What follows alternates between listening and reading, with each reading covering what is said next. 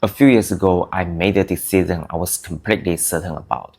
I walked away from a stable job to chase something that finally felt like mine, convinced I was going after what I really wanted. And it took me years to admit that I'd read that moment completely wrong. I was not choosing anything, I was escaping. And I think almost none of us catch this in ourselves is that from the inside, escaping and choosing feel exactly the same. Back then, I was working as a pharmaceutical sales rep. While the pay was good and the job was stable, I spent most of my day feeling like none of what I did actually mattered. I'd ride the subway for hours to some hospital, wait around for a doctor to finish his shift, talk to him for 5 minutes, and smile through the whole thing whether I felt like smiling or not. And more often than not, the doctor wouldn't even bother being polite. A cold look, a dismissed tone, sometimes barely acknowledging I was there at all. Around that time, a friend of mine, I will call him Lin, asked me to go into business with him. He'd been running his own restaurant for years, and every single time I walked past it, the place always looked packed. So when he suggested that we open a new snack shop together, it felt like a safe bet. He obviously knew what he was doing, or at least that's what I told myself. And for the first months, we were putting in over 1,000 a day. I became completely convinced that the place had real potential. The problem was that I was trying to do both at once, hold on to the sales job and help run the shop, and I couldn't give either one my full attention. On one side was a job that paid well but left me feeling completely replaceable. On the other was something exhausting and chaotic, but where, for the first time in years, I felt like I actually mattered. So I made what seems like the obvious decision. I quit and I went all in on the restaurant. A few months later, Lin and I fell out over how the business should be run. The partnership collapsed, and most of the money I put into it was simply gone. Here's what took me years to be honest about. I never actually evaluated that business, not really. I trust Lin because his old restaurant always looked busy.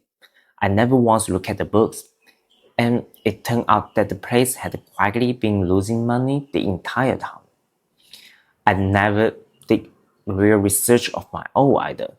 I never even asked the basic questions of whether the people in that neighborhood wanted what we were selling.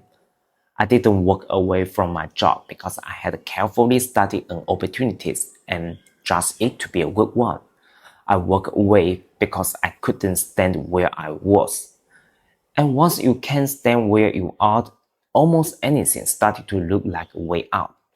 That sounded a day, that feelings of finally mattering, those were never the reason behind my decision. They were the justification my need to leave handed me after I had already decided to go. You might be thinking, so why didn't you just slow down and think it through? That's precisely where the trap lies. Because the more unbearable your situation becomes, the better your mind gets at dressing up an escape until it looks like a smart and deliberate choice. You generally believe you are weighing your options, but the truth is that your thinking has already been bought. It was paid for by how badly you want it out. The longer I sit with it, the more I realized this one decision wasn't just a bad business deal that I could put behind me. It turned out to be a starting point, the things that quietly bent the whole directions of my life. The debt it left behind kept growing afterwards, and once you are carrying that, every move you make starts to feel less like a choice and more like something you have no way out of. At least that's how it felt to me. One thing led to the next, and I just kept moving forward. Because stopping never seems like an option anymore. Looking back, that's the moment I think I start to lose the feelings that I was the one choosing my own life. So when did I finally see it for what it really was? Not until years later, after I had moved on to something new, after I was doing okay financially again, after the resentment toward Lin had quietly faded away. Only once I was far enough from it and calm enough Did I finally have room to look back honestly? And that leads me to the part that isn't comforting at all. You cannot tell while you are in the middle of it whether you are making a genuine choice or simply running. Clarity almost never comes from thinking harder in the moment, it comes from distance.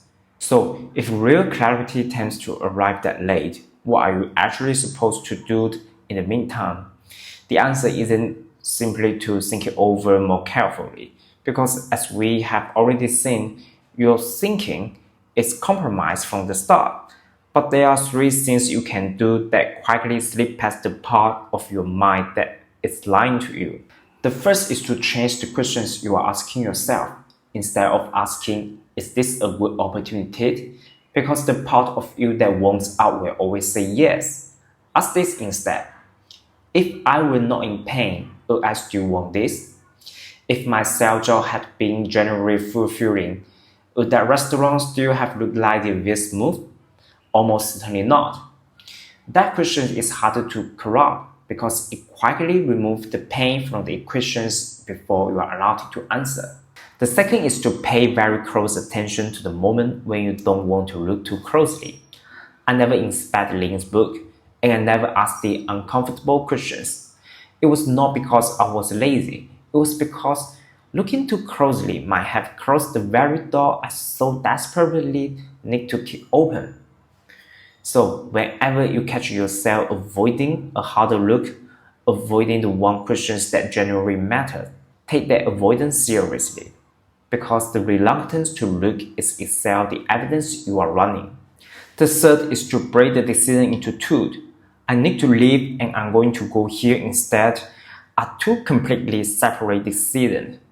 Even though the urge to escape was very hard to fuse them into one, so that the first available exit quickly becomes the destination. Let yourself accept that leaving might generally be the right call. That part can be perfectly valid, but don't let "so I will do this instead" attach itself automatically. Leaving and deciding where to go next deserve to be worked out separately and calmly, each on its own terms. And this pattern reaches far beyond career. It's leaving one relationship only to fall straight into the next, running away from being alone rather than actually moving to another person's. It's packing out and moving to a new city mostly to get away from the old one. It's hitting a wall on one project and throwing yourself into some exciting new ideas before the dust has even had a chance to settle. The shape of it is always the same. The pain you are in right now, and the first door that happens to open, and the quiet mistake of treating that exists as if it were a destination. I'm not telling you any of this from a comfortable position of having figured it all out. I'm telling you because right now, I'm in the middle of starting something new.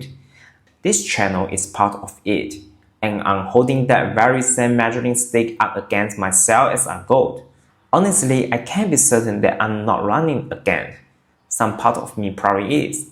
But here's the one thing that feels different this time. I'm moving towards wanting to express myself clearly and do it in a language that isn't even my own, isn't something that suddenly appeared the moment I got uncomfortable. I've wanted this for as long as I can remember, long before any of the pain that might be pushing me now. And maybe that's about the closest to a good sign there is. I don't think I will ever be able to fully guarantee that I'm not running. But this time, I'm trying to run with my eyes open, to name it, to keep watching it, to keep asking myself that one honest question instead of looking away.